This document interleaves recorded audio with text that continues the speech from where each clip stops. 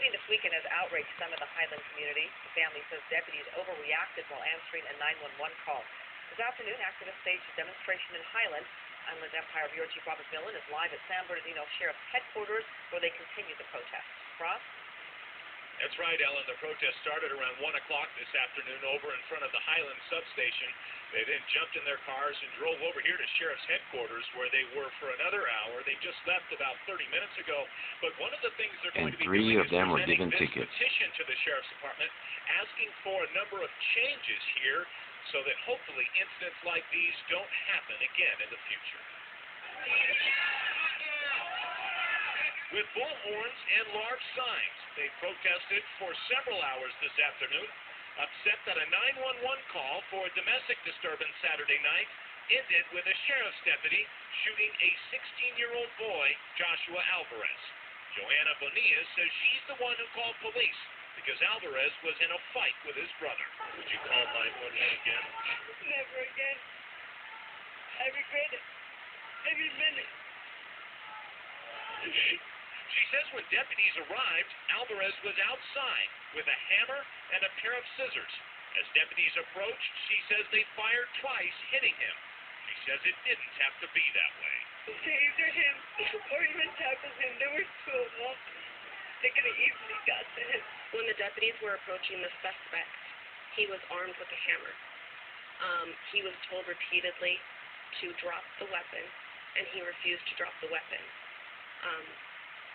Hammers can cause great bodily injury. They can be extremely dangerous, and so in that moment, the deputy chose to use the force that he or she chose to use.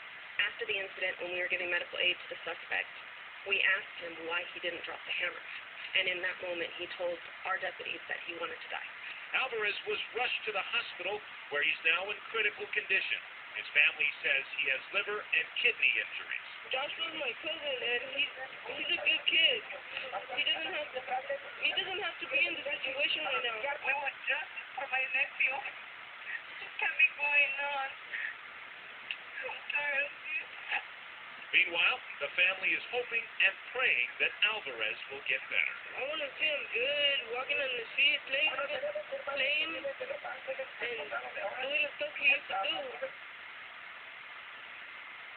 And I asked the sheriff's spokesperson how close the boy was to the deputy when he fired. She did not tell me. And I also asked her whether the boy made any kind of aggressive move toward the deputy. She wouldn't say that either, only saying he, quote, attacked them.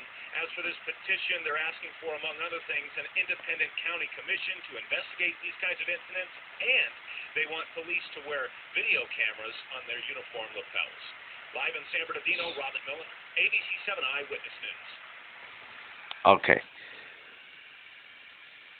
Number one, I was able to talk to some people that were there, and the dude was just standing there, just like a, just standing there like what, The cops, he didn't lunge at them, he didn't run at them, he didn't throw the hammer at them, he didn't do anything like that. He, if anything, he was going to do more harm to himself with the scissors. But anyways, the cops with 2 cop cars, 2 cops, 2 shotguns, 2 handguns, tasers, batons, Velcro bulletproof vests, going up against a hammer. Yeah, if you throw a hammer, if it hits you in the head, yeah, that can hurt. But they easily could have just tasered him and just knocked him down. They didn't have to use their guns or draw their weapons out, or one could have pulled out his gun, and one could have pulled out the taser gun, which 6 seconds of that would have knocked the dude down, and they would have arrested him.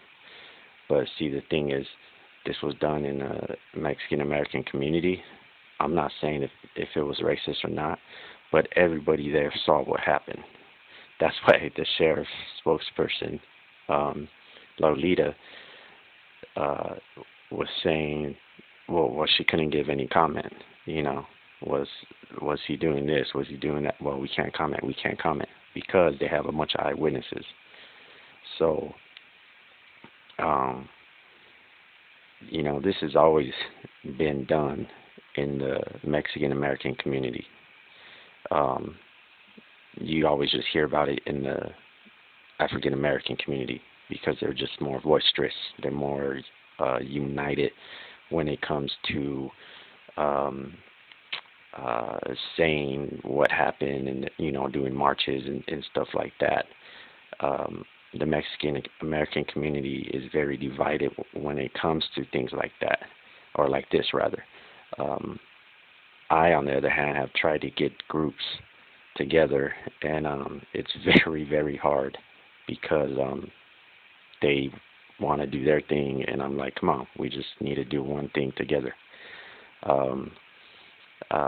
I've worked all over California in the worst neighborhoods you could think of, in the worst projects, even out in the East Coast, even up in Denver. And yes, there's good cops, but there are some bad cops, and there are certain neighborhoods where they're just plagued by bad cops. And yes, there's always an excuse, there's always a reason, but that doesn't justify killing young Mexican American and young African American men and women, which happens a lot. Now we've seen more recently white people getting shot and killed by police officers. 54-year-old man in LA was shot and killed by police. The homeless young white man in Fullerton beat to death, and so it's now not just cops against minorities. It's cops that are just rotten cops. So we as Christians need to be praying for our cops. I speak from firsthand experience. I've had some real bad experiences with cops, and I've had some great experiences with cops. And I have to wonder, what the heck's going on? You can meet some really nice ones, and you just meet some ones that just, it's, basically they were picked on in school, and now they got authority, and authority corrupts. Power should be given to those who least want it. It shouldn't be given to those who desire it most. That's my quote. Whether it's in the church, don't get me started on the church. That's a whole nother video. Politics, we don't even have to talk about politics. It says itself, or sells itself, I should say. But we need to do is awaken in our community and be vigilant and let them know that, hey, we're watching you. Number one, for your safety and ours. Just for the simple fact, not to be nosy, not to go and start trouble, just to say, hey, I'm watching you, you're watching me. Cool. If you're doing your job, you have nothing to worry about. Nothing. I video record cops all the time. Some of them don't have a problem whatsoever. And then some of them approach me. What are you doing? I'm just recording you. Why? Just, I do freelance videography and photography, and, something might pop off. I'm going to have it on the, recorded. It's news. And then some of them are like, oh, okay. And the other ones of them are like, oh, just effing walk away. Get the F out of here. And I'm like, whoa, you don't have to start talking to me like that now. So you have a legal right to view everything an officer is doing from a safe distance. If the cop's not doing nothing wrong, if the cop isn't doing anything wrong and does not have a guilty conscience, he is not going to walk up to you ever and ask why. But any cop who wants to sit there and say, why is it that you're recording me? Well, you're being recorded by cameras all over. I'm being recorded. When you pull me over, you have a dash cam. You got to ask yourself, what's his whole motive in asking you? So I in no way am advocating hate towards cops or pastors or churches or politicians or anything. It's wake up and open up your eyes and be vigilant of your surroundings. And if you ever get pulled over by a cop or a cop does come up to you, for your own safety, don't be stupid and start yelling and hooping and hollering, and that, because right there the cop's going to freak out. So don't start doing that and be like, hey, why did you pull me over? And da, da, da, because you're going to scare the cop. The cop's going to be like, well, okay, and you start moving around and, start waving your arms. This ain't a hip-hop show, Demand respect. They demand respect. Respect each other. Get your ticket if you did something wrong. Move on. If you didn't, then fight it in court.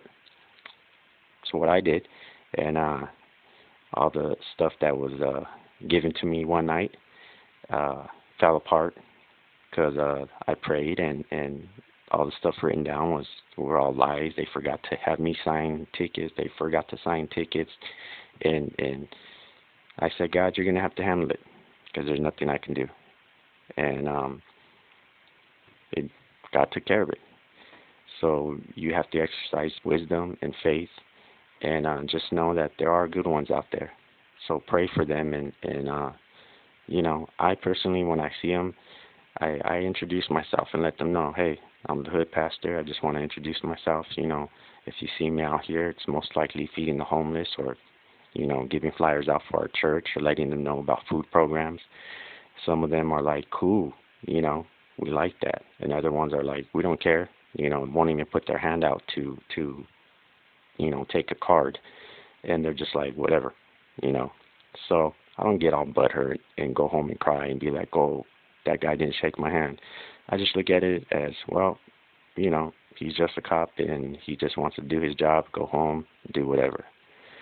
So once again, if you do call yourself a Christian, then act like it, because some of these cops, they are Christian, and when they pull you over, if you start acting not like a Christian and they see a Bible in your car, then they're going to pull that on you, just as if you were a Christian and you're getting faded and someone from your church sees you, they're going to be like, hey, weren't you just at prayer last night? Getting high in the spirit, now you're getting high in the flesh. Come on, think. So this is the Hood Pastor, and I'm out. God bless.